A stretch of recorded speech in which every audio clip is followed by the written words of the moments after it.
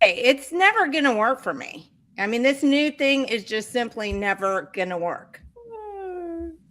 Are we going, or are you putting the title screen up? Are you going to put music and title screen up and we're going to wait, or what's happening? No one's on. No one's on, so we're not doing any damage. Okay. I don't know. What should we do?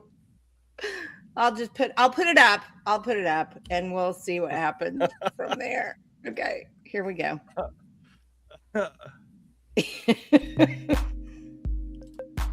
Why?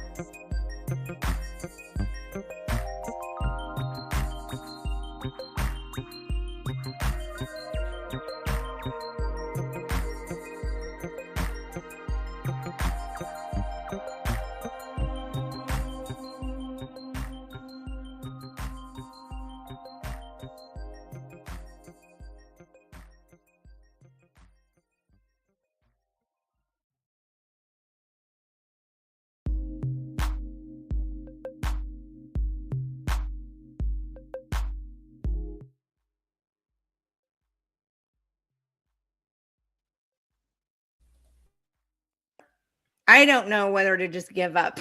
It's time for AI. We need to replace Jenny White with an AI producer. We just need to replace her with a producer that's actually a producer. I think that's... Hey, I don't even think it needs to be. I'm glad I can laugh now because I'm getting ready to get really pissed off when we start talking about what's going on. Yeah, I'm not super happy about any of this either. Katie, you know you're on mute, right? Okay, now you're not. Good thing I hadn't tried to speak yet. Like I did, you mean? Okay, so we were talking before we got on this morning about this Instagram. Good morning, Wendy. How are you? We talked about this Instagram video that was circulating around about some kids in a classroom, and I thought we might just pull that in a minute and watch that and see what people think about it. And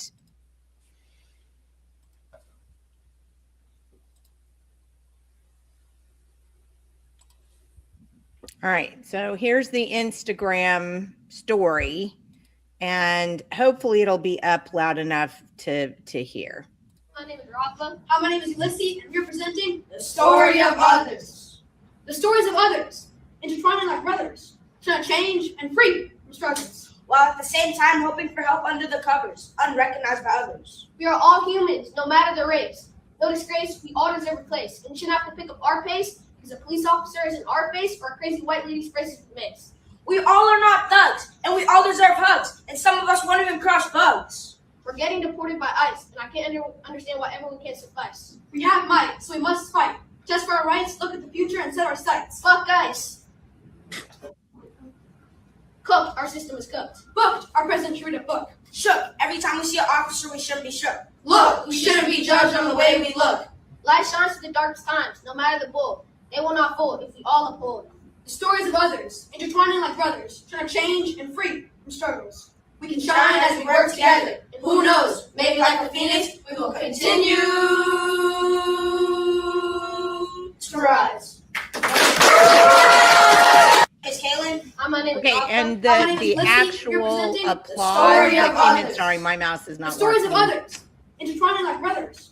Did you get it off? Hang on. Where was that? I don't know. One of our friends was trying to. Oh, hang on. My mouse literally is not working, so I cannot get it to shut up. Okay, finally. When I got this computer, this Dell, I had a problem with the tracking pad. And so I've been using a mouse, and it's clear that there's some kind of issue with the whole system. So I have no idea where it was. One of the people in our group was going to see if they could track down what school it was, but there's no way those kids were older than in 7th grade. I mean, am I wrong? Yeah, No, they looked very, very young.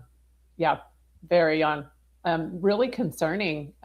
If you've delved at all into the version of Marxism that has been perpetrated on the United States through like Rules for Radicals, the whole Saul Alinsky, turning children particularly against law enforcement is a massive part of the plan. Right. So brainwashing them to think that the things that keep our society stable are actually the most dangerous is part of the plan. And to watch it happening live is daunting.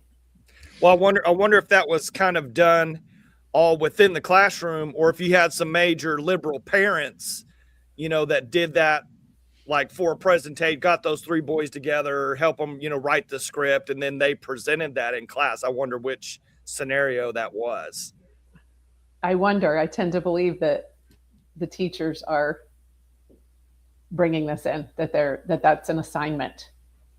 That's what it looked like to me. I mean, as this former school teacher, I mean, that's what it looked like to me. It looked like it was a project-based learning thing, and they were trying to get in some vocabulary words or something, because even though I could barely understand anything they were saying, I mean, we may as well start with speech and diction, and then that might help them be able to be better understood when they say the F word in class. Can you believe that? Just a few years ago, you would have been suspended. Or given SWATs in some schools. I mean, this is absolutely bizarre. And on top of it, I mean, obviously you do have a teacher there that specifically, created that scenario for those boys to do that, and filmed it and put it out online in some capacity. Whether the teacher put it out online or not, the teacher probably coordinated with someone in the classroom, hey, videotape this and put it, post it online in one way or another. Well, but that's the other thing I thought of, because when I posted this to my Facebook page, and I said, I wonder if this is why the elites want us to get cell phones out of schools, because they don't want people seeing what's actually going on. I think so, because the argument has been from parents' rights groups, well, that's fine. If you want to remove cell phones as a distraction to learning, that makes a lot of sense. But why don't we have like daycares and lots of other places, almost everywhere have cameras in the classroom? And that has been the pushback by public education has been loud about that. You wouldn't want to be supervised while you're doing your work. Well, I don't work with somebody else's children on a minute-to-minute basis. So nor am I paid on somebody else's tax dollars. Exactly. Well, and where do you see, all the corruption, like go into the retirement homes and old folks' homes, things like, you only see all that corruption when someone hides a camera in the room somewhere, and then you see what's actually going on, which is probably the exact same case as to why they don't want cameras in the classrooms in some capacity in the first place. They don't want you to see what's actually going on in there. Well, and the subterfuge is why undercover journalism is making a huge rise. Independent journalists who are undercover journalists. I mean, they tried to kill Project Veritas. They infiltrated their board, and James O'Keefe ended up someplace else. You see these young guys out there with cell phones just digging up corruption. It's the more you hide it, the more Americans are going to be motivated to go find it. So, well, and I think we've talked about this so many times on the show. It's very frustrating to see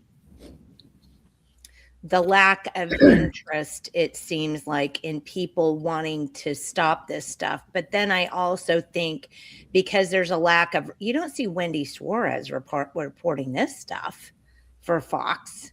No, she's very strangely worried about measles. That's killing no one. Yeah. Well, but the possibility exists that somewhere out there, at some point in time, some person may get a bad case. But that's a whole other topic, because that's how they've managed to get us on everything. It's like, why do we make kids take a Hep A vaccine? Yeah. Hep A vaccine is very easy to get over. You get over it unless you have some kind of liver damage previously. There's not a problem with it. Why are we doing all of these things? Well, because some child somewhere died of it, and therefore we must create a policy that goes for every single person. Yep. But I mean, this video, when we think about kids being unsafe at school, how unsafe, and we're going to talk about that today, how unsafe are those boys when they feel like they can't turn to law enforcement and that all of those systems of protection are against them? I mean, what did we just do in schools? Which, brings us to other bad things we're doing to kids in schools. Well, but before we go there, one other point, because we talked about this before we got on this morning too. What if that had been somebody singing praises for President Trump, or saying F Biden? Right. What, or even praying in a classroom and discussing, Jesus for one of their, projects. What do you think would happen? I can tell you the left would go absolutely ape stuff, just go wild. Well, here it is. This is active propaganda, active. Public school people, you can say what you want, but I'm not backing down, because there's no way that's not active propaganda. It's simply propaganda. And when you get young children to do it, you're propagandizing those children and not teaching them. Why do you suppose we can't get kids to read beyond a 5th grade level? Because they're doing this crap that's absolutely meaningless, but then it will allow them to go out on the street corner and scream F ICE and, do all the things. So there's no way, none, that this isn't propaganda. Yep, you're correct. No way. All right, so let us talk about. I don't even want to. Okay. Yeah. I'm already getting upset, Katy. I know, I am too. Just thinking about it. Okay, then I'm gonna frame it this way. I think it's very important because the legacy media will not do this. They will not follow a story all the way through. And I think there's a perception in the public in Oklahoma that when we have people doing bad things to kids in school, and all they see of it is the ones that get caught and end up in a courtroom, which, from our reporting, is very few. We're going to talk about that today. And they assume that justice has been served. But you never hear on the back end when they walk away with a slap on the wrist or how that happened. And no one ever digs into all the misses, all the intentional points of contact where someone could have gotten justice for these kids and therefore stopped this epidemic of child sexual abuse in our schools, but they didn't. So that's why I think this is one that everybody's sort of familiar about. And I'm going to add this to the screen. A lot of people in Oklahoma are really familiar with the case of Ronald Arthur.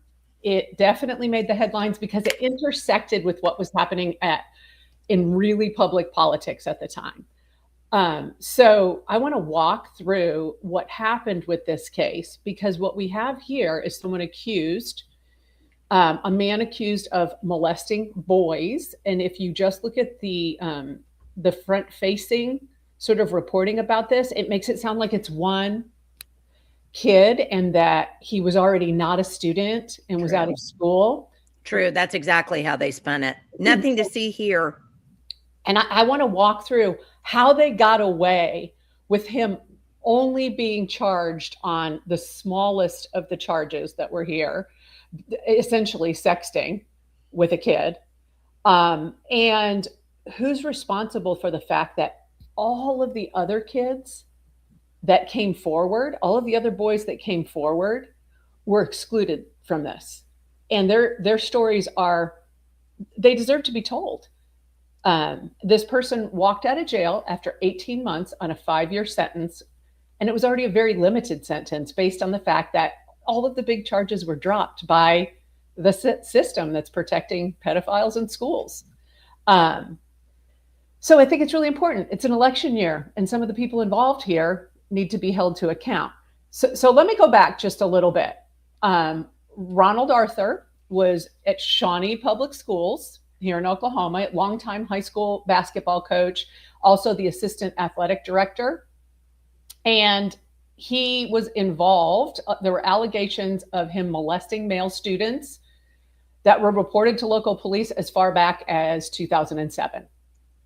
Essentially, we had a 15-year run of covering this up within the system inside of schools that do things like Title IX investigations when a family comes to them with a crime against a child. So they're all breaking the law, but they're doing it very neatly within this circle inside of public schools. This is a crime. Any Katy, of these, yes. Just real quick, what's the flow? So you said that was reported to the police. Do the police come to the school and have the school do the investigation? Do they do their own investigation? Like if I'm reporting to the police, I want the police to be doing, handling that. How's that work, or how did it work in this case? In this case, we had, it worked both ways in this case because there were so many reports. So there was someone who was frustrated with going to the school and having nothing done about the things he was doing, who did go to the police back then. But the police did nothing, decided they weren't going to pursue it. Okay, so we have some local protectionism here going on. There were also multiple times that accusations came to the school.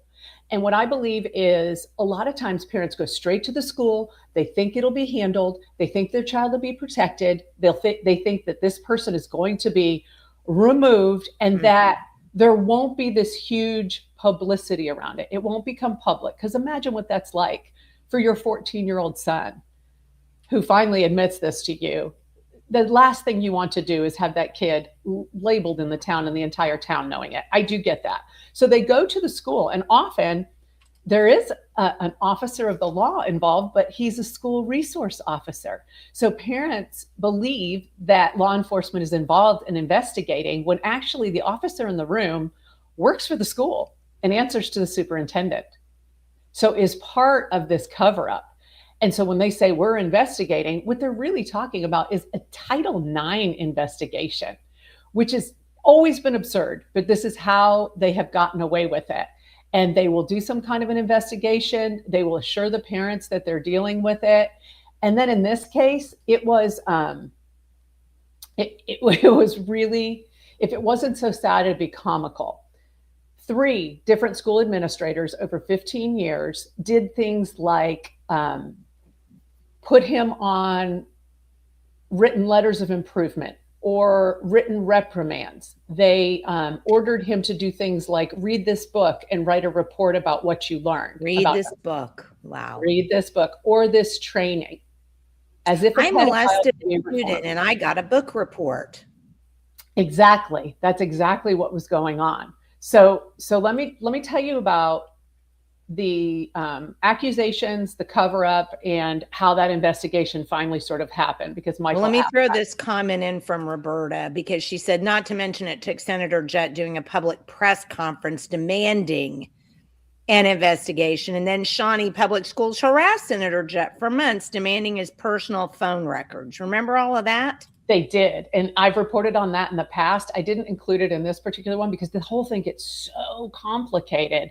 But Senator Shane Jett, when no one would listen to the victims, he did. He brought those families in. He listened to them. And we'll get into a little bit of why he had to do that here. So Arthur, in August of 2021, he was arrested finally. So if you're thinking about the first report to law enforcement is 2007, and it takes till 2021 for this man to be arrested. There was a deputy sheriff that she took this seriously, and she was involved in exactly what Roberta is describing there. Now, the original charges, and you can see them here, it says dismissed because this is current, he's out, and they're dismissed now. But the original charges were soliciting sexual contact with a minor using technology, which is basically the sexting charge that he was prosecuted on, forcible sodomy, and rape in the second degree, okay? So we talked a little bit in the past about how this became so public, because let me tell you, Ronald Arthur is just one of many, many, many people doing these things in Oklahoma. But if you'll remember, the then superintendent of Shawnee, April Grace, was running as a Republican for state superintendent. So she was the establishment's chosen successor for Joy Hoffmeister. And we all remember how truly conservatively Republican Joy Hoffmeister was. Don't make me laugh that hard. Yes, before she turned to a Democrat and ran for governor, right? And those were the charges. Just a year later, so April Grace had just announced her candidacy for state superintendent just a month before that. There was a civil lawsuit. She was running for the 2022 election for state superintendent. And there was a lawsuit in June of 2022, so right before the primaries, revealing not just the one person that people know publicly as being the victim of Arthur, singular, but it included all of the testimonies of lots of other victims if you took the time to dig down into it. And we're going to do that. Sorry, Michael, we're going to do that. Also, we reported on there were Title IX investigations. Meaningless professional development was supposed to solve this over 15 years. Clearly, they participated in not reporting these crimes and failing to protect. So April Grace ended up losing the primary after a primary debate with Ryan Walters, where this scandal was brought up. And her numbers tanked immediately after that. Other of the Arthur victims had stepped forward and they were involved in this civil suit, okay? And the civil suit started on the state level and then was transferred to federal court. But they outline exactly what happened that no one seems to know happened, even now, years later. This is a victim who is not the plaintiff in this case. But victim SH told officers in 2011, this is inside of those court documents, when he was 18, that Arthur, he was either still a student or a recent graduate, and Arthur took him to his residence, provided alcohol, possibly drugged him, and raped him. He said he was scared and told Arthur no, but felt like he couldn't stop him because of the power of authority he had over him. Now that's police. He's telling the police that, or the resource, or the resource people. Told officers in 2011. So you see the pattern here. It's not just the school covering this up; it's the county. So let's go on. Victim JL. So this is a different person too, not the plaintiff. Told law enforcement that Arthur was the senior class sponsor and threatened him that he would not graduate if he refused to do things with him. When he was still a student at Shawnee High School, the victim was at Arthur's residence. Arthur removed his clothing and performed oral sex on him. Oh, my Lord. Right? No one seems to know this. Victim JL said he didn't want to do things with Arthur, but was fearful, and Arthur used his position of power over him. The child said that this occurred, told law enforcement this occurred 4 to 5 times during his senior year, and Arthur constantly texted him.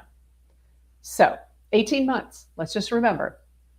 Here's another one. John Doe was under the influence of marijuana and agreed to meet up with Arthur. Arthur picked him up from his house, drove him to a dead-end road, exchanged oral sex, and returned him to his home. Here's another one. Arthur also admitted to law enforcement that he had taken a former male student, Student V, a recent graduate, to his residence and had sex with him. That said they met on the Grindr app and had sex one time prior to that. So this is the pattern we're talking about. We're talking about multiple boys. And then there's yet one more. There was another boy who reported that Arthur would fondle his genitals while in the coaching office when he was 14 years old. Oh my goodness. A practice Arthur dismissed in the things as nut checks. Both district administrators and school board members protected him. And this is in all what we know. We know the school knew, because in these admonishment letters, it said things like this, quote, to Arthur, you will avoid running your hand up their arms or backs and will also avoid touching their genitals, end quote. Also, quote. Wait, they actually said, they actually had to say that. You have to avoid touching their genital. I mean, to me, isn't that an admission right there that they understand he has been doing it? Well, if they're covering up, yeah, I mean, if they're covering up, Katie, I mean, that makes them an accomplice. So how do they keep getting away with this stuff? Exactly. That's exactly why I keep writing about it, because it feels almost impossible that this could be going on, but is absolutely provable that this is going on. Yes, they are culpable. They knew. They also said, quote, there is no excuse for calling a student on his cell phone and beginning your conversations by asking whether he is watching a porn movie, end quote. They knew exactly who this man is. They knew what he was doing. They clearly believed the accusations that had been investigated. In all, if you look at the civil suit, there's one statement that really sums it up.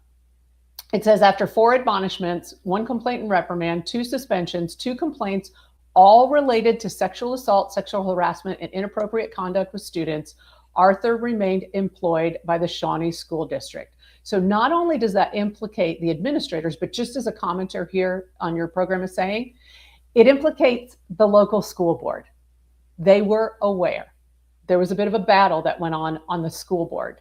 Someone actually left the school board when this was all coming out.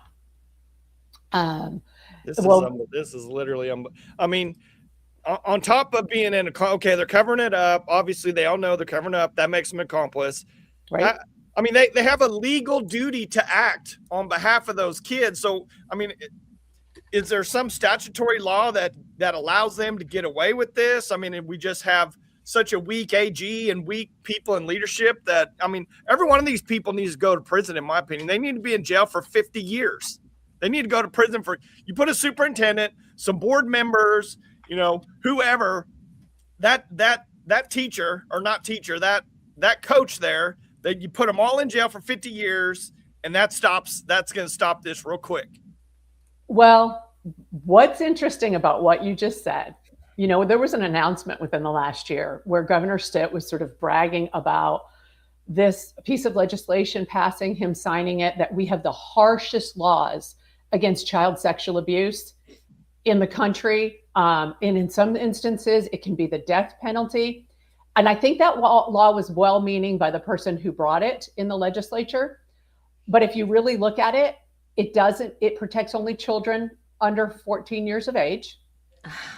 What? And what's interesting is Arthur's victims were 14 to the age of majority. So yes, and it's completely based on if there's a criminal conviction, right? So those sentences come into effect if you are prosecuted and you are found guilty of these crimes.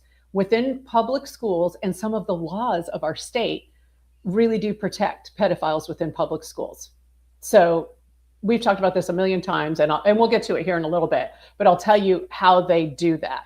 The other thing is, if they're not prosecuted for the biggest crimes, justice will never be met. So what we see in this case is 2 of the biggest charges were dropped. And we're going to talk about why that happened and who was involved. This isn't just schools. It's law enforcement. It's district attorneys. It's judges. It's politicians. Yeah. Okay. But in answer to your question, Michael, yes, they did break laws. They broke a couple of them. Well, and Shelley says also, Miss Prison is, another part of that, where they knowingly cover up or hide or conceal, that's just another way that they're literally doing that. I mean, it just blows my mind. I mean, is there no attorneys that, like, can people just not afford the attorneys, or attorneys don't want to take up these cases? I mean, what do you think? Well, I think you need to get to that part, maybe skip a little forward or something. No, we'll just wait. We'll just wait. Well, but I mean, it is so true, though, Michael. I mean, true.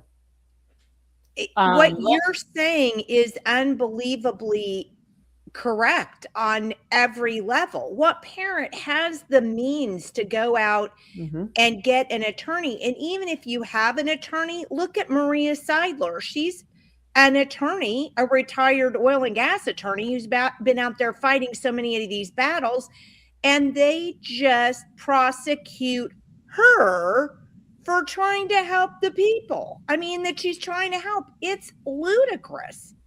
Okay, so I'm going to say something that I cannot prove. So I'm going to say it in this way. Here's what I suspect from having worked to dig into many of these cases and watching the ones that actually make it to court and a settlement and watching the ones that don't. I suspect that there's a connection between the school districts, between the education establishment higher than that, and specific attorneys who these victims are pushed toward. And I believe that the people that are known for defending these students are actually part of the problem. So I won't say more than that, but I think they're all in it together. But let me just ask you this question as a follow-up, Katy, though. I understand that we have to be careful of being accusatory without any kind of proof. And I understand that. But in a way, can you not consider proof the outcome of these many cases? What I can say is there is a pattern. Because there's a pattern there. And pattern can equal proof. Well, I would say that there is a pattern and some other information that I have that suggests that prior to Ryan Walters, the Joy Hoffmeister administration was brushing off these accusations when it would get to that level. And I do have proof that her legal department actually recommended to a group of victims that they be in contact with a specific attorney who led them down the road and was not helpful, and then dumped them at a really pivotal point in the case. So, gosh, that like doesn't sound like. Yeah. So it would be. I think you can think about those things, and those are things that I will certainly be pursuing. But in answer to Michael's question, no, the administrators here who were charged with protecting these children, none of them, and this is a commonality, a pattern too, none of them ever charged with failing to protect students, failing to report child sexual abuse as both required by state law. That is something we just don't see. Once in a blue moon, we'll see a great sheriff bring charges of failure to protect. But other than that, no. Who else would bring those charges? Like the DA or? So actually it is the DA that brings the charges, but sometimes when I've seen it, it's a really good sheriff who just doesn't let it go. Somehow local police in these towns are really tied in to the local elitist protection, and sheriffs seem to do a better job at that from what I've seen. Okay, so let me go through this, and we're going to get back to some of that too. Here's the thing. So just one of these superintendents, which the last one, April Grace, who was very tied into the education establishment, she was running for state superintendent. She was their choice. And instead of there being, when this all crashed and burned, and she lost in the primary, and she stepped down from Shawnee Public Schools in retired, which means she gets a big administrator's retirement from teachers' retirement. She didn't just go off into the sunset. She was hired by a nonprofit. So there's reward in this system, an education nonprofit. You have to know that her results at Shawnee Public Schools were very underwhelming. And I have a chart here that shows that they spent significantly more per student. This is sort of the last full year of her 7-year tenure. They spent over $12,000 then when the state average was 10, a little over 10. And the assessment performance, academic outcomes for those kids was much lower. I mean, Oklahoma itself, 28% as far as proficiency in math, ELA, and science. And Shawnee, at the end of her tenure, was at 19%. So this isn't a person that you're going to hire to turn a failing school into a great school. But this particular nonprofit, which is the Oklahoma Public School Resource Center, the OPSRC, hired her on their 990. Their sort of purpose for existing is to, quote, drive transformation and increased academic achievement within Oklahoma's public education system. So they started as this leftist consultant to all of the public schools, right? And they saved her, and they kept her in education establishment, and there was never any punishment for not protecting kids or for covering up the Ron Arthur scandal.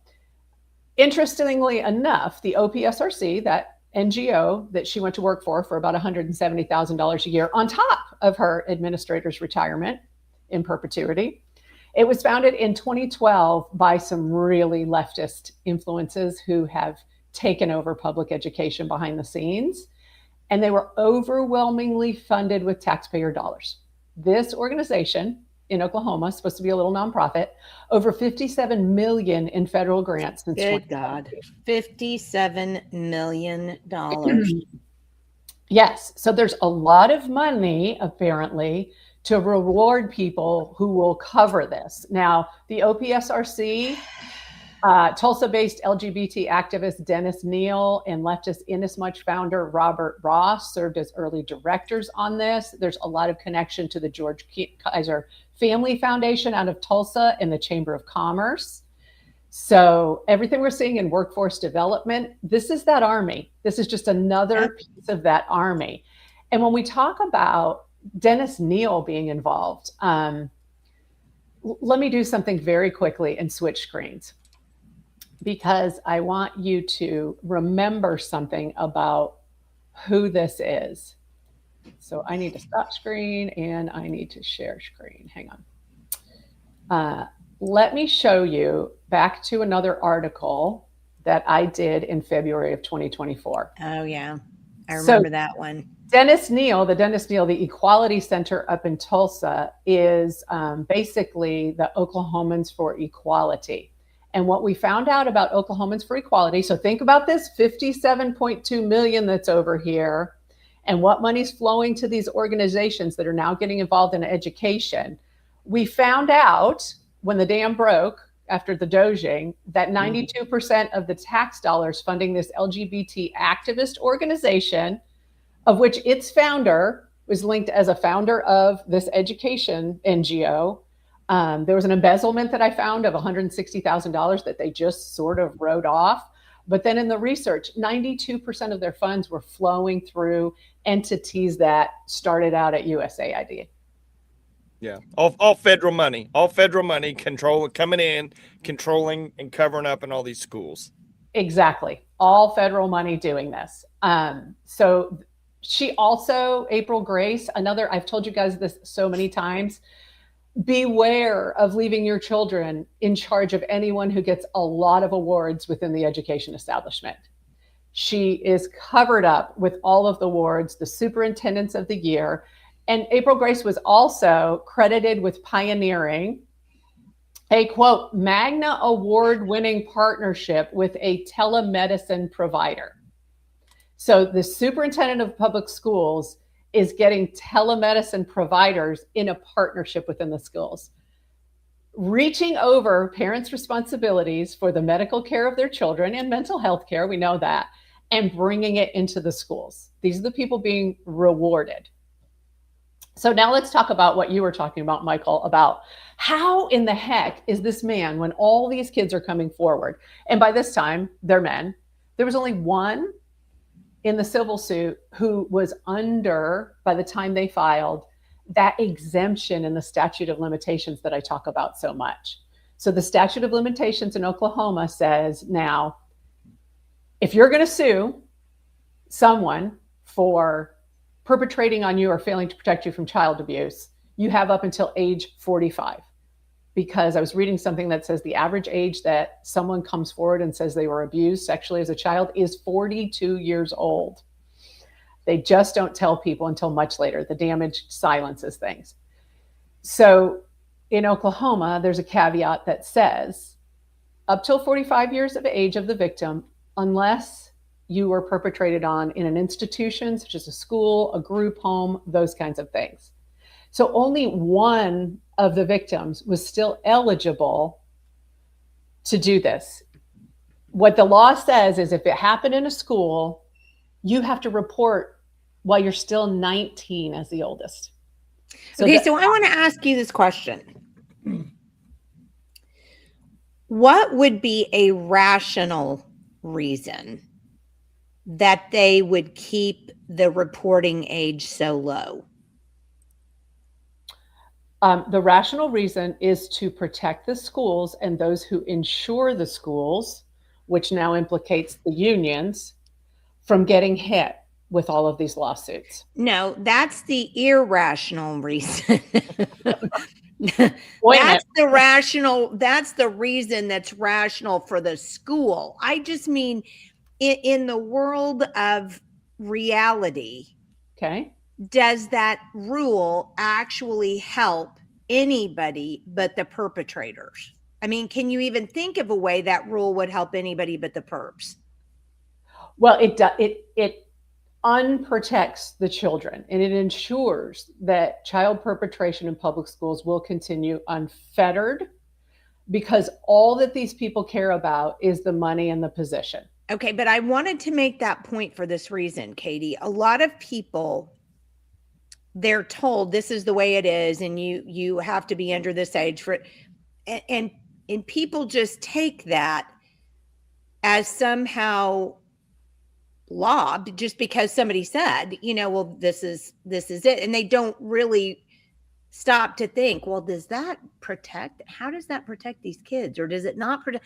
So I wanted to make that point because I think one of the things we absolutely have to do is be able to, as individuals, call these people on their crap and say, this doesn't help anybody. You name one person, one victim, not the perp, but one victim that this the law helps. Name one. And then when they sound like Porky Pig, and then they don't know, then that's how you get them and say, that's it. We've got to change the law because it frankly doesn't work and nobody can explain that it works. No, and if you think back, I think it was a couple of years ago that I brought this up on your show, and I had a slide and I showed how this was true. This crazy rule that you still have to be a teenager to go after your perpetrator was both in criminal and civil code. Okay, so to prosecute them or to sue them. And in the extra session in 2024, someone stepped up and took care of that on the criminal side. So we were screaming it out loud. We were pulling this into the light. And now that is not in criminal code. It is just up until the age of 45 to seek prosecution criminally against your perpetrator. Doesn't matter if they were an institution anymore. However, they kept it on the civil side, which shows you what they really care about. Yeah. They care about the money because that is the entire structure. That is the business structure that holds up what is making these people both powerful and wealthy. And if you think you can't get wealthy within public ed establishment, you absolutely can. I want you to think about these retired superintendents who retire with salaries over several $100,000, and they're getting from teachers' retirement in the school administrators' retirement in perpetuity, over $100,000 a year. And then some of them are going on to run these unions. They're going on to run the school administrators union, the school board union. They're going on to run these things, making as much as $350,000 a year to do so. So you're talking about people who may be making $500,000, and those are the ones advising the school on how to do this, right? You get a call from the school saying, Coach Joe got caught. I don't know what to do. And I have talked to school board members who said, I called them and asked, and they said, once he steps down, there's nothing you can do. Once he resigns, you don't even investigate. So then Coach Joe goes on to district number 2, and he does the same thing at district number 2. Yeah. But these people are protecting it because it all lies within the insurance. Unions won't have members unless they're providing the liability insurance to the members. That's the big carrot. You're going to get accused of something. They tell them you're going to get falsely accused and we'll be there for you. So teachers sign up and they have money yanked out of their paycheck every single time. But if those policies get hit, they also insure the districts and the school boards and all of those folks. So if there's a big civil suit and there's a multi-million-dollar judgment, they're going to pay. Typically about $1 million comes off of the insurance, right? Well, I think there's actually, like when we were doing our lawsuit, against the school, I think somewhere in the actual Oklahoma law, it limits how much schools are actually can actually pay out. Like it caps it. It caps how much they can actually pay out. They can't pay out these exorbitant amounts of money. That there's something in there that if you go after a school on issues like this, or there's a liability cap on that. I can't remember what it is. I'd have to find it, but we found it like going, deep into, trying to look at different ways to, be able to go after the school. And that was really surprising to me. I'll have to find that and send it to you guys.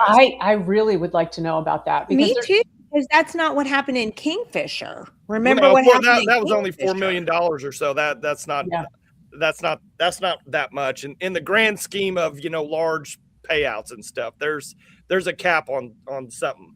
I got to find it. Correct. I think Roberta says a tort claim. Okay, a tort claim. And she said it only pays out $100,000.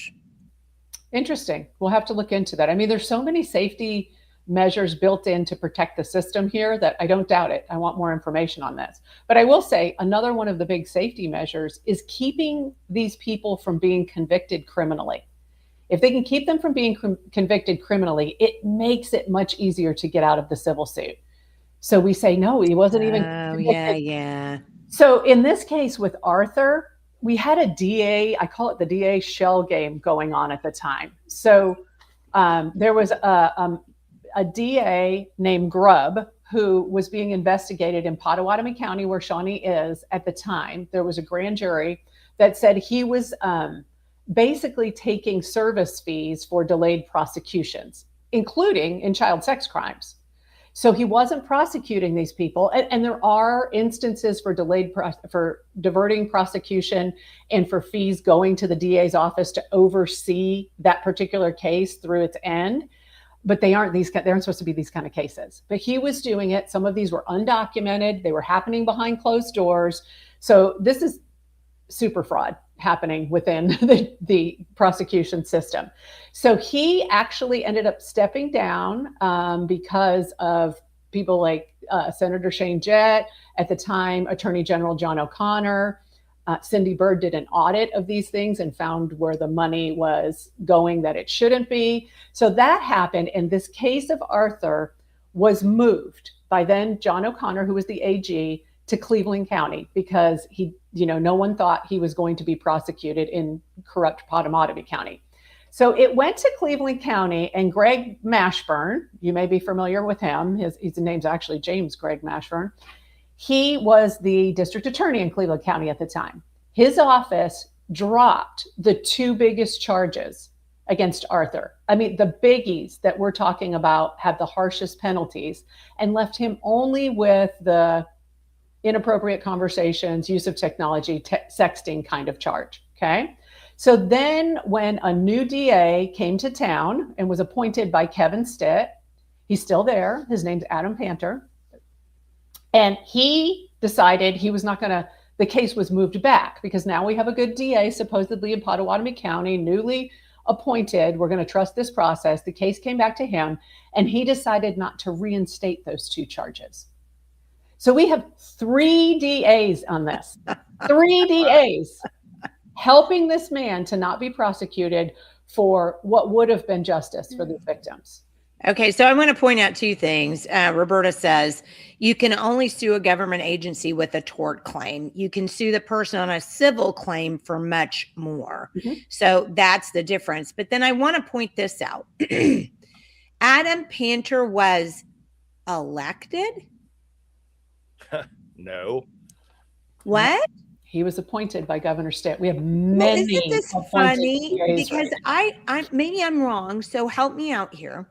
I thought district attorneys were supposed to be elected. So are state superintendents. And we don't have that right now. So we're getting DAs appointed by Governor Stitt.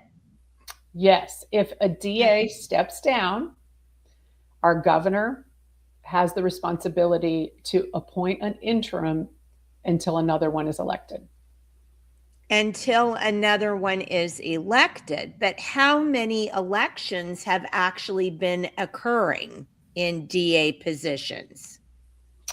Not too many. It's probably, I can't say this with certainty, but my observation is many current DAs, including the ones who are appointed, go unopposed in their elections. So if you think about how hard it is just to get someone who is going to stand up for people's right, like a Roberta Lewis, who's here in our comments. She is running for House Representative out there. To get a person just to run for the legislature.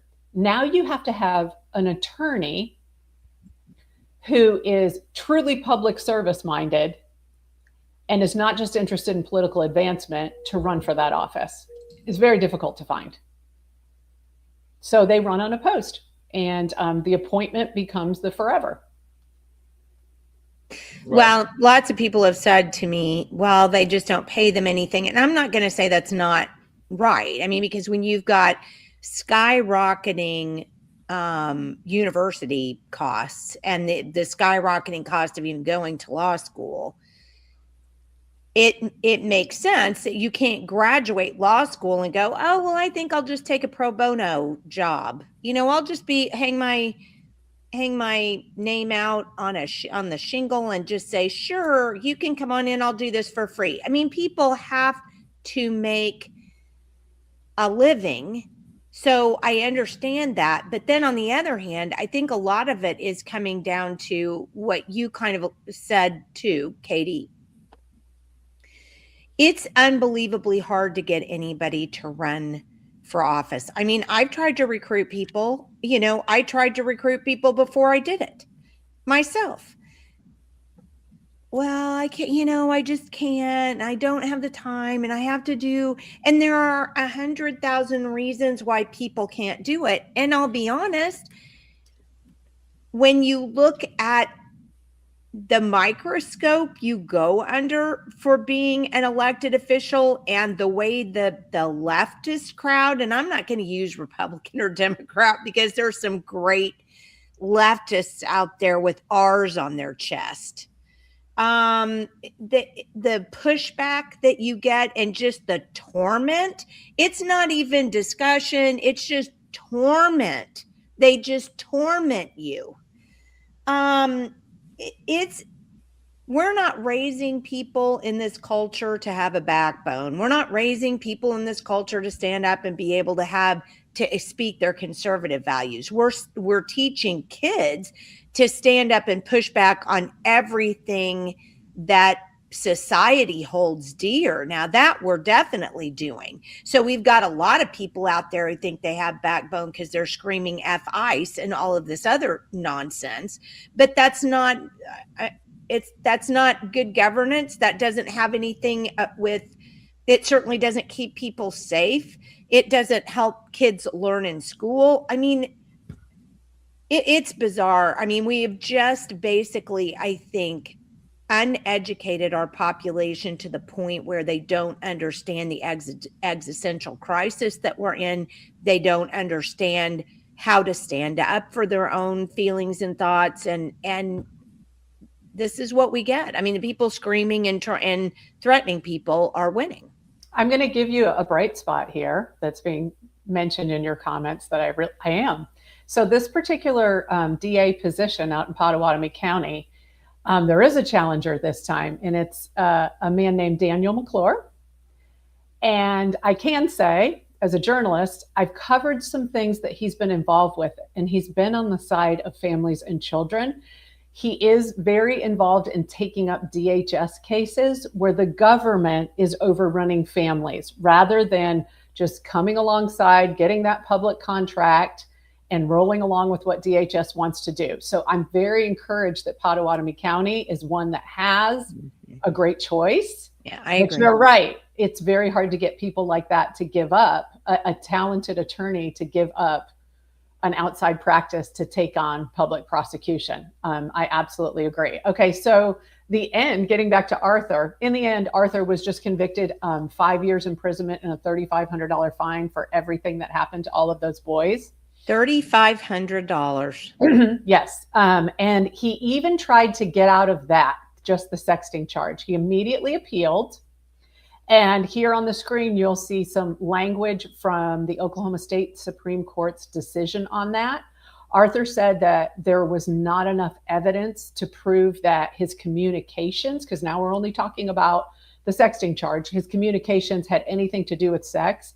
And if you want a good laugh, go read this decision, because the Oklahoma State Supreme Court tore that up and basically said Arthur steered the conversations to sexual talking. They talked about specific sex acts, that the witness's testimony was more than sufficient to make any rational jury understand that these, what their comment was, that these conversations on Arthur's part were for sexual or prurient interest. So they were not buying it. So they did uphold his 5-year sentence, but our Pardon and Parole Board, just 7 months after losing his appeal, paroled him after just serving 18 months of that sentence.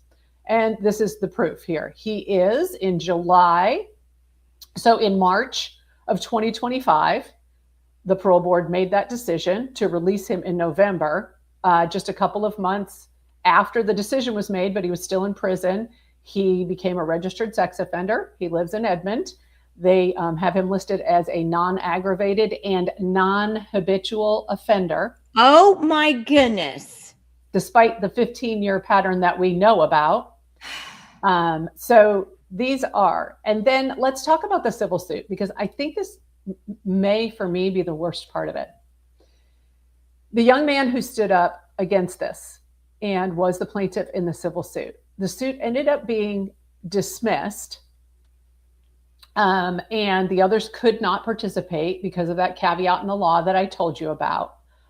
But incredibly, the victim and plaintiff was ordered to reimburse the district for costs, including those related to collecting his own deposition.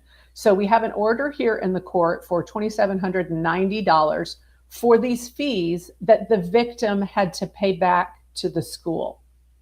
So now we have to talk about judges, because this is federal court. U.S. District Judge David Russell granted that order made by Laura Holmes of the Center for Education Law, she's a regular defender of districts who are being sued for failing to protect students. So we have so many levels in this. Inside the school, we have law enforcement. We have DAs, 3 of them. We also have a federal judge in this case that are making sure that school predators get off with the very least of punishment, a pardon and parole board. Don't let me forget that. It's something that has to change, or we can't at this point keep our kids safe at school. Shelley asks, was this a plea agreement? It's habitual and he needs long-term treatment. There's no evidence of a so-called plea agreement, but I wonder if any of that is ever transparent anymore in the system that is tilted so much toward protecting the institutions, all of them. I don't know if we know what happened behind closed doors on this. And I don't know if we actually know what happened behind closed doors on the civil suit, because I do have information that says that they were close to reaching a settlement. But again, I suspect that the victim's attorney in this is part of the problem, is part of the cover-up. I cannot prove that. But there's a pattern. So the question remains, what are we going to do about it? What are we going to do about this? And I know we talked about the state school board, and we've been talking about that throughout our Return of the Public and Deep State series. And we talked about how the conflicts on the State Board of Education were reinstating teachers who were credibly accused of misconduct. So there's not a lot of protection there anymore. And then most recently, we discovered that our Attorney General, and here comes a tie to Shawnee, had pulled key cases of those who were suspended under the Walters administration, particularly administrators and high-ranking people, who those cases had just been sandbagged within the due process, waiting for an opportunity to bring these people back. And the board is lying to bring these people back. And the Attorney General has stepped in under a what they call a 20I contract. It's under Title 70 20I, and pulled those cases to himself to farm out for negotiated settlements. That is against Oklahoma statute. He does not have the authority to do that. So we have another layer that's protecting this, and it's daunting. I published the article, the previous one, actually this one, talking about a teachers union, the POE award, character award winner, right? Oh, good night. Yes. Who had sent inappropriate pictures to a group of kids, and they're not supposed to be texting with kids, period, even if it's about the weather. But and she was reinstated recently based on her case being pulled to the Attorney General's office behind the scenes, mind you. None of this was made public. And I mentioned that I made an open records request about this. After I published and said, I'd asked Lindell Fields, the superintendent, for an open records request exposing these contracts. We need to know what's going on behind the scenes. I did get that information. And there's much more coming on this. This is much deeper. I believe that the Attorney General has overstepped the law. And the motivations behind this are mind-boggling. The people that are on the list that either have already been reinstated after being pulled on this 20I contract and pulled out of what is the legal process with the State Department of Education and the State Board of Education for investigating and bringing these teachers to justice. Now, remember, this isn't criminal proceeding. This is only about their teacher certifications. Yet our top law official has pulled these cases and one by one is putting them back in schools. What do we suspect is happening here? You know, that's a really good question, though. I mean, why would you be protecting this system? Why would you protect the system and not children? My instinct and experience says it's the money that flows behind politics. So we're going to keep reporting on this. There's so much more coming on this. Or you're being blackmailed by something or somebody. And again, from what I've told you, there's some huge money behind these liability policies. They are carried by, all of them essentially are carried by American Fidelity, which is based here in Oklahoma City. And they insure school districts. They insure 55 education unions across the country. They do all of the teacher liability policies. When these things are exposed and when civil suits are successful, they are the ones that pay. And everyone in the system has a vested interest in keeping this under wraps, because if the liability policies are no longer affordable enough, and the teachers opt out of the union, there are no unions. Without these policies, the union's financial structure collapses.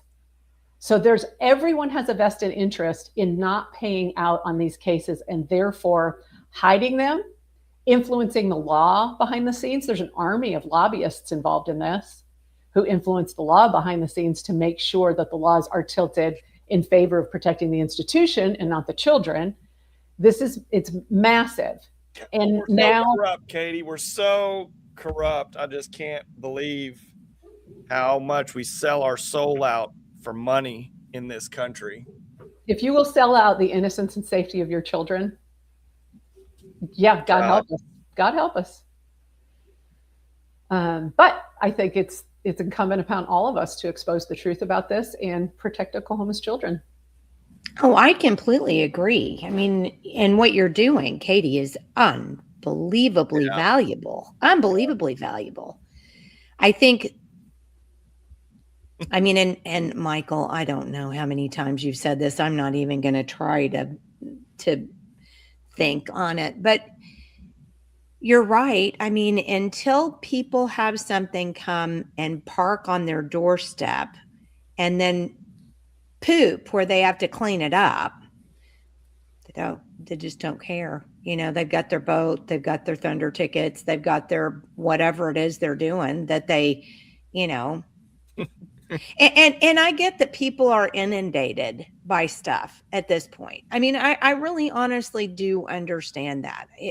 Living in today's world is not what any of us grew up in. I mean, it just simply is not. We lived in a world where we didn't stress out about stuff. I mean, maybe a test every once in a while. I mean, maybe whether you got into a bad fight with your best friend or, you know, something like that. I mean, kids today do not have the ability to have the calm that we had unless they're homeschooled or unless their parents very tightly control their media, their cell phone, their screen time. Unless all of that's tightly controlled, kids are at a level of, what did somebody used the term the other day that I thought was so accurate. It's like their brains are under assault. They can never be quiet because there's never a time for them to be quiet because there's always some like kind of assault on their senses. Stimulation. Mm-hmm. Yeah. Well, and have you watched too? I watched some interesting videos. There was one during these ICE protests outside of a school, and I don't know what state she was in, but it was a mom who was sort of rolling up beside and telling her son, get in the car, you're not participating in it. And her son, so that's a good parent. That's a parent that is a good parent. You're not letting my kid out of school. You do not have permission to do this. There's several videos of parents going and getting their kids and telling off the schools. And this son was like, it's my right, just wouldn't listen to her. And we all know teenagers, very well-raised teenagers, develop a oppositional defiance at that time. So if you think that great parenting will protect your kids from what they're selling at school, you shouldn't think that at public school. Well, it used to be because, and this has been an argument for as long as I've been in education, you know, working inside of education. And it has been, if we take our Christian kids out of public education, then there is nobody inside public education to be able to help, for lack of a better word, those students that might not have that kind of lifestyle.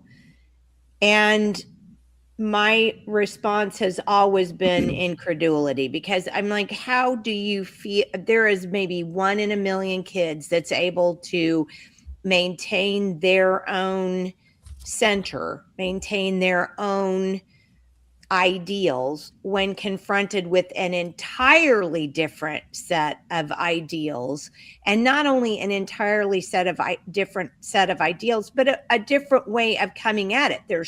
There's anger, there's pushback, there's nasty talk, I mean, the people on the other side, and I'll tell you a video that I saw of some guy pulling up to one of these ICE protests outside of a school, and it's a Hispanic girl, and she's got her, her poster, and she's screaming F you, BITCH, you. I mean, just like, you wouldn't even allow that on television. I mean, on regular broadcast television. And these kids are saying this crap on ground that we pay for as taxpayers, and yet we have no responsibility for it. We pay for it, but they won't let us have any responsibility. They won't let us have any say. They'll just turn around and call us the problem because all public schools are perfect and you need to shut up and just give us more money because that's the problem. Which brings us back to, I don't like to throw information like this at people and leave them powerless because they're not. What can people do? Lachelle had a very great comment. End insurance lobbies, ugh, ugh, ugh. Yes. And I would add to that, the education union lobbies need to stop. They are tied in hand in glove with our elected politicians. I have seen it. I've seen it in the halls of the Capitol, watched it happen. But your local school board, go to those meetings, ask the questions, run for school board, and then demand at every meeting that the school is disclosing every accusation of misconduct against teachers to the school board. There are times that these scandals break and the school board doesn't even know about it because it's been covered up at the superintendent level. Yeah. So absolutely, you can do that. The other thing is, pay close attention to this state superintendent's race, this Republican primary. And let me tell you, everyone who's up there is not truly a conservative just because they're wearing the Republican. Oh, but McCall said that he won the contest last night, or the forum last night. He won that, and that he's the most conservative. Well, then I guess former Democrats, letting you know what former he said. Democrats like McCall, that nobody knows he's a former Democrat, are the new most conservative, right? But this state superintendent's race in the Republican primary is extremely important. I don't tell people who to vote for, but overwhelmingly, the candidates are absolutely education establishment. And there was a forum recently at one of the except for one. Overwhelmingly, I said, not all. Okay, yeah. Yes, not all. I have not heard that from one, yes. But they're not concerned about parents' rights or parents' involvement at all. And I believe they will do the establishment's bidding, and you need to be very careful with that race and know who you're voting for. Yeah, I think they've had a couple, if I'm wrong, already, superintendent forums. We may need to have another couple because I haven't really seen them. But we've already had, Rob Miller on the show. And I mean, at least he came on. I mean, that was great. But he is not conservative in any way, shape, or form. And while we appreciate him coming on, he's not. I mean, he's all about the education establishment. So, right. And a key question for those who were superintendents in the race, like Miller, McVeigh, a key question is, how many times did someone who was accused of doing something inappropriate to a child resign from your district and walk away? Yeah. But they don't have to say. You know what I'm saying? It would take an open records request and who knows when you would get that. You can't get it then. It's hidden behind personnel, private. You can't get it. So they can say no or nothing, or, and bald-faced lie. And we're never going to know. Yep. But that race is incredibly important. I have some information coming out about that race before the primaries for sure.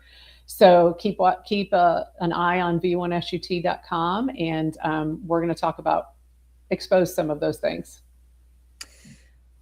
Well, I just don't, honestly, if I had seen the video that we showed at the beginning,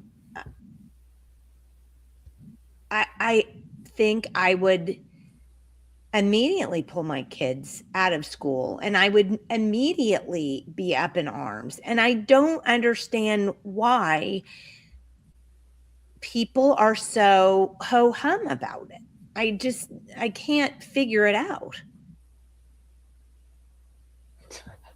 So Lachelle says maybe changing recourses from money to an eye for an eye would change the behaviors and solve the problems. Yeah. Yes. I mean, for absolute sure. And then this is true. We talked about this on the program the other day. People don't know what conservative means. So if you don't even know what conservative means, if somebody tells you they're a conservative, what are you going to do? Go, no, you're not, because you don't even know what it means. So I'm going to say it again, and I'm going to keep saying it. So if you're a conservative, the easiest way that I found to explain it is this.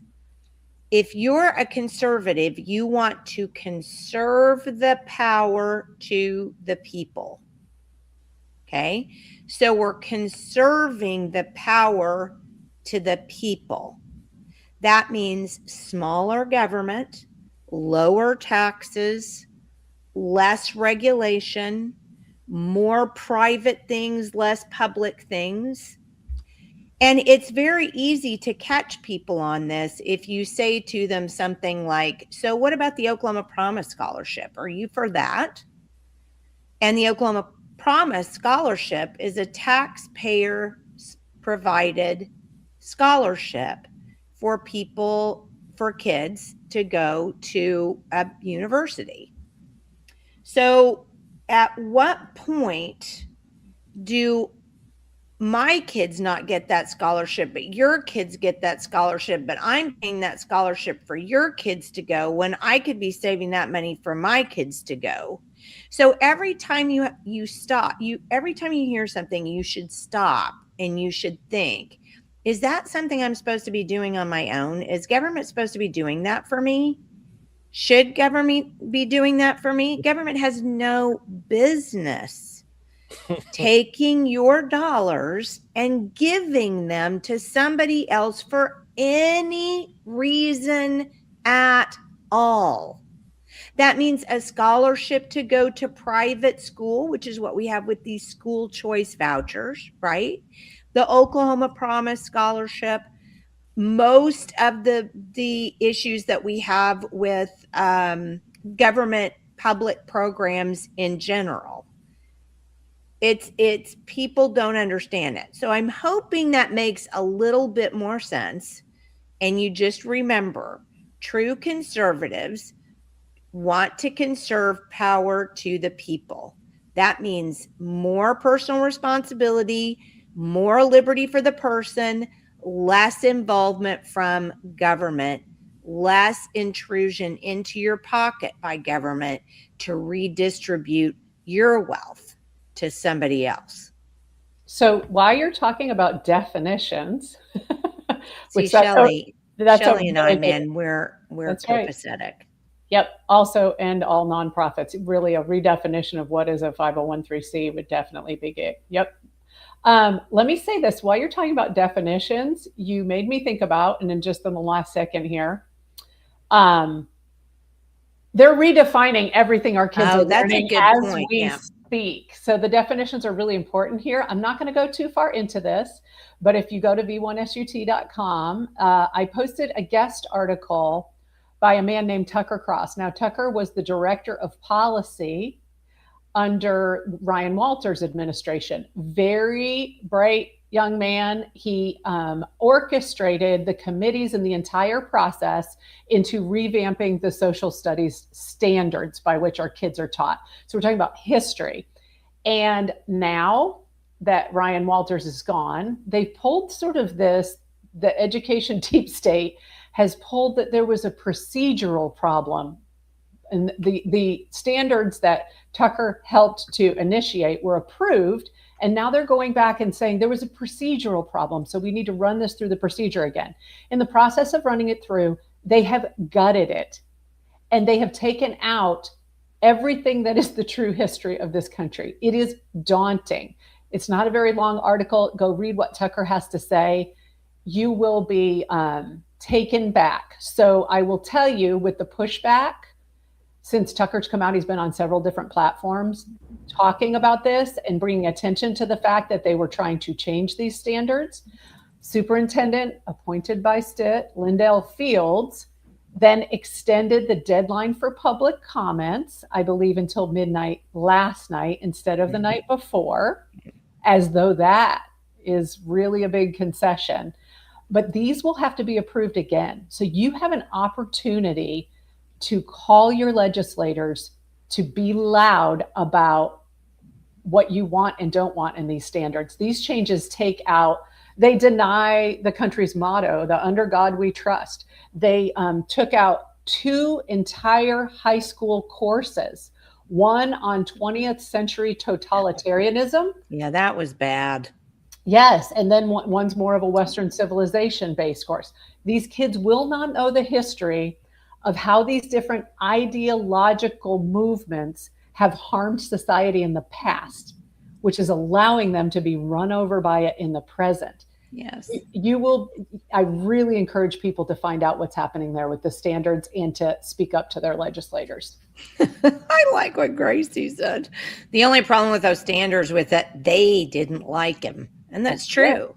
Exactly. And you have to remember, and I did like what Tucker said in your guest post, but he also wrote an article for the Federalist that was even a little bit more in depth. Yep. And he does a really good job of explaining it. And I knew it was a problem because I've been fighting for better history standards. That was what got me started in 2008. Charles Key and I wrote a bill together to try to increase history standards. So that was my bailiwick. That's how I actually got involved in the first place.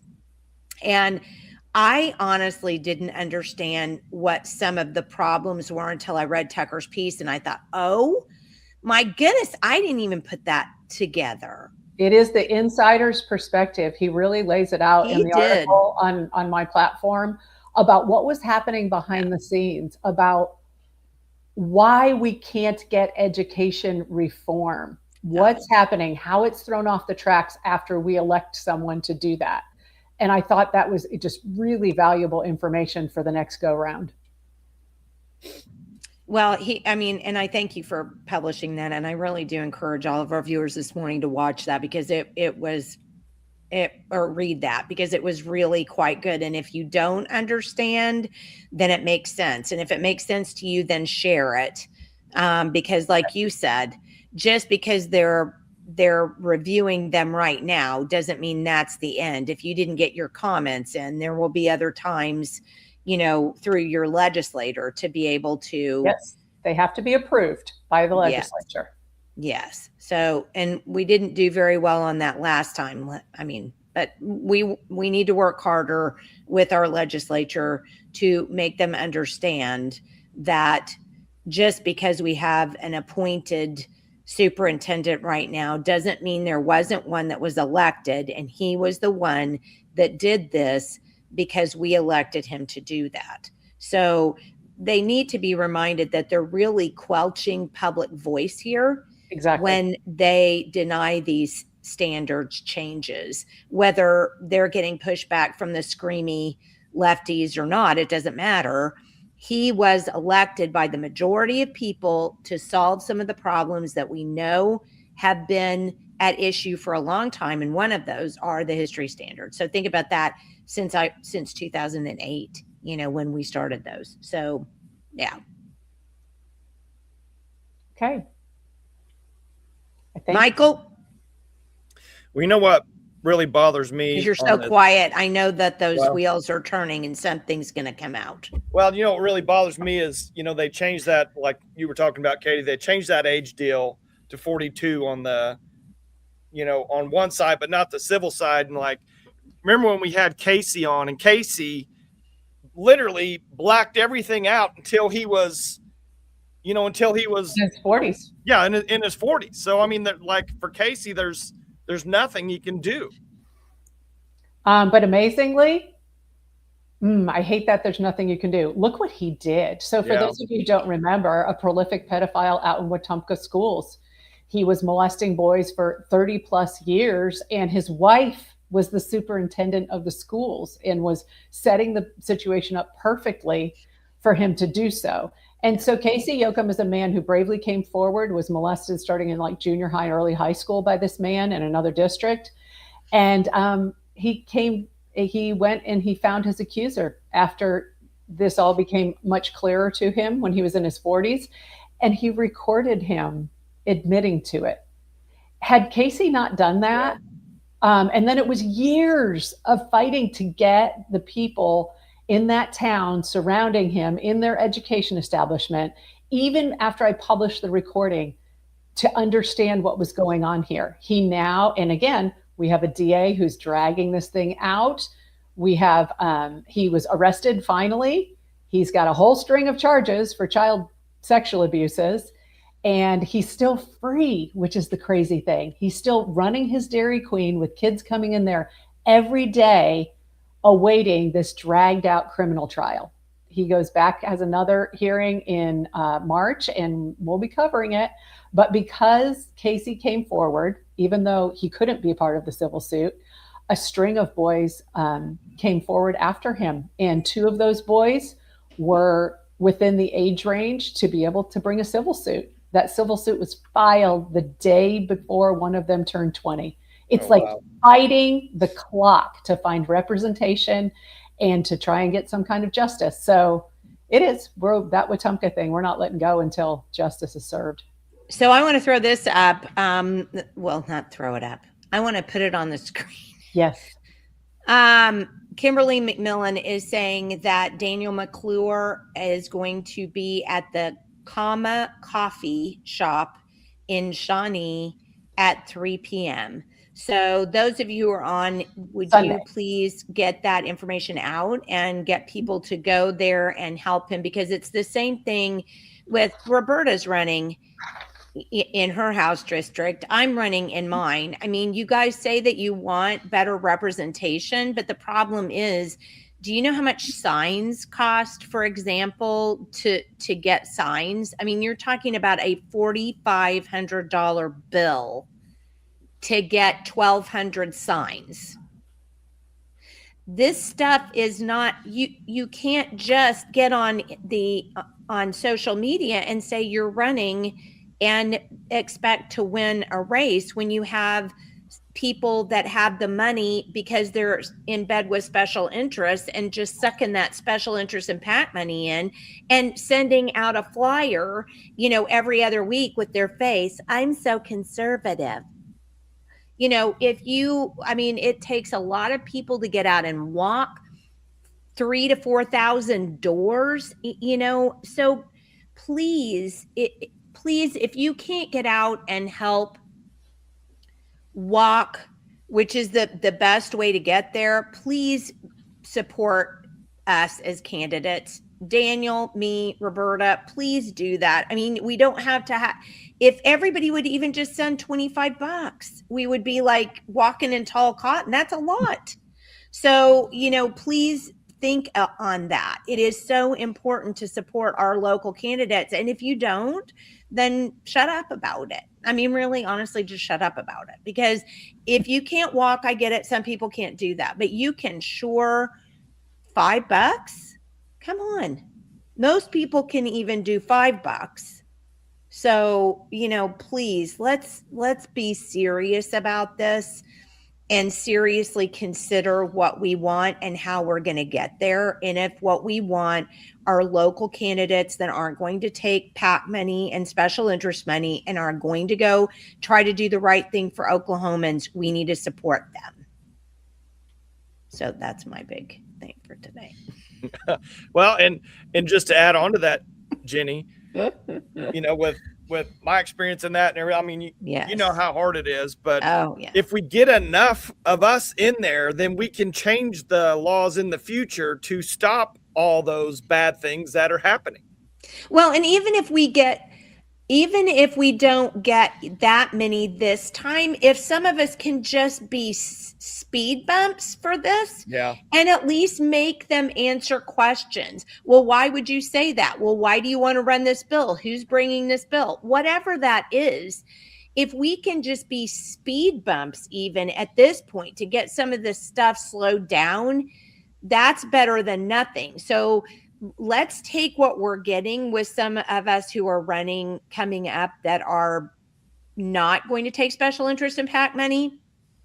Let's really put our focus into that, because you're right. I mean, if we can get enough of us, we can tip the scales, but we have to have that support. And Shelley says, which is true, you can drive walkers or even organize walk sheets. So it's not like if you can't walk, or even if you can't give, there's other stuff you can do. You can help address envelopes for people. I mean, we're having a big envelope addressing thing coming up in March. So you can definitely do that. So please be involved. And again, Daniel McClure is he's the one that's running for DA in Pot County. And I think it's not just Pot County. Do you know the other one? Lincoln. Okay. Lincoln and Pottawatomie. So Daniel McClure this Sunday, 3 p.m. at Comma Coffee in Shawnee. So there you go. So before we get off of here, I want to mention that we're not going to be on next week, are we, Michael? No. Did we just give up and we don't want to do it anymore? No, absolutely not. Going in overdrive with the Liberty conference. That's right, Liberty Oklahoma Conference. And Katy, you are speaking. I am. And what are you going to talk about?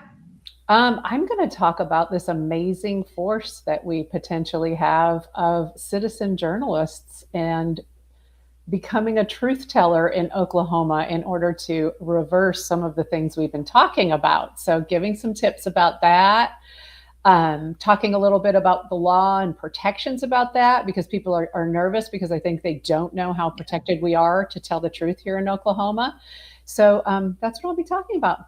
So if you've had any interest in digging in, particularly we've lost our local newspapers and journalism. And, you can talk about state politics all day long, but where you see the effect and the problems is on the local level. So if you have any interest in that, come to the Liberty Conference. There's several people talking about specific tools to help you do that. Not just save the state, but save the place where you live. Well, and look at the effectiveness, Katy, of just even like a guy like Nick Shirley and a cell phone, just going up to a couple of these places, videoing, asking a couple questions, and then just posting it. I mean, literally, we can do it. We just need more of us out there documenting, doing it. Everyone kind of sees things, that maybe I'd see something that you wouldn't necessarily see, Katy, and the same with Jenny, vice versa.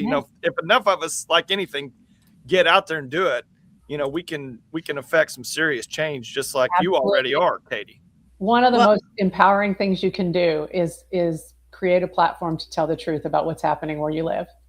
Well, and again, like you said too, Katy, not to be afraid, to know enough about what the laws are that you don't need to be afraid to do that. And then don't forget, we've got a 30% off of the full ticket and the Friday, Saturday ticket.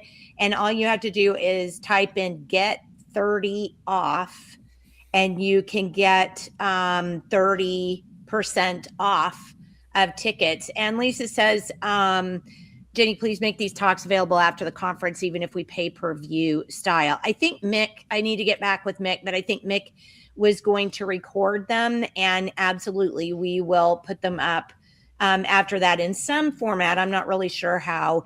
And Shelley says she loves this citizen journalist idea, but she also said, and this is something I'm sadly, it's kind of sad, I didn't think about, form prayer teams, because that's another thing that we need to do. I firmly believe that prayer works. I mean, I've seen it work. I know it works. I think that when you pray for people, amazing things can happen. And Shelley, I really appreciate you reminding us of that. So don't forget, you have to get tickets now. This is the trick. We're almost at the end. So you have to get tickets this weekend, really, because by Tuesday we're done with ticket sales. So if you're going to go, make sure you get your tickets right now. We just can't wait. We got to get it done. So, Katie and Michael, I will see you next week. Everybody else, we're not going to be on because we're expecting you to be at the Liberty Oklahoma conference in Oconee. So I have my tickets. So do I. I have several. Okay, guys, thank you again so much for being with us. Have a beautiful weekend. Katie, again, I just, you need some kind of a state award just for doing what you're doing, because we just haven't had that. And you're just a godsend to all of us to be the person who's bringing all of this stuff to light. So, I mean, well, you just said it. The real credit goes to God. He lays these things across my path, and he loves truth. So that's the mission. Amen.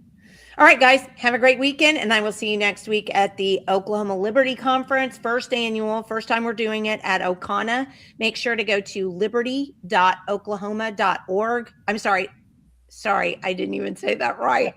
It's libertyoklahoma.org. There is no dot in there. So libertyoklahoma.org for tickets. Thank you so much, and we'll see you soon.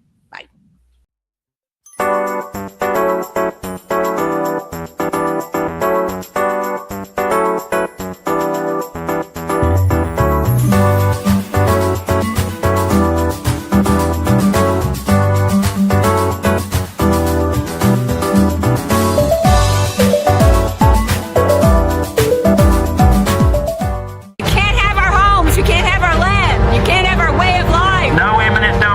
Build more toll roads.